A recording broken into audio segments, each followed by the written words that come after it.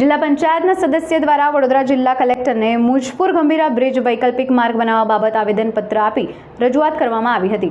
Mujpur Gambhira bridge તૂટી જવાથી મધ્ય ગુજરાતના આણંદ જિલ્લાના હજારો કામદારો જે પોતાના પરિવારનું ગુજરાન ચલાવી શકે તે માટે પાદરા પ્રાઇવેટ કંપનીઓમાં નોકરી અર્થે ફરજ બજાવવા આવે છે, પરંતુ આજે તેઓને અંદાજિત 60 કિલોમીટરથી પણ વધારેનું અંતર કાપવું પડતું હોવાથી ખૂબ મોટી પરિસ્થિતિનું નિર્માણ થયું છે।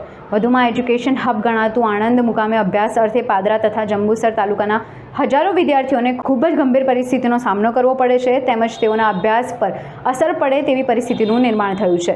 વધુમાં ખેતીવાડી કરી પોતાનું જીવન ગુજારતા હજારો ખેડૂતો આણંદ જિલ્લામાંથી ખેતીવાડી બજાર સમિતિ પાદરા ખાતે રોજબરોજ શાકભાજી લઈ આવતા ખેડૂતોને ખૂબ જ ગંભીર પરિસ્થિતિનો સામનો કરવો પડે છે।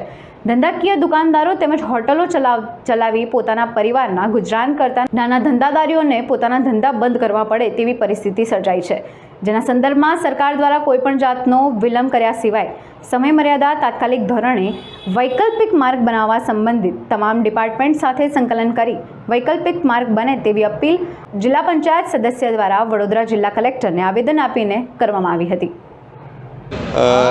आज हम कलेक्टर बड़ौदा में मिलने आए हैं।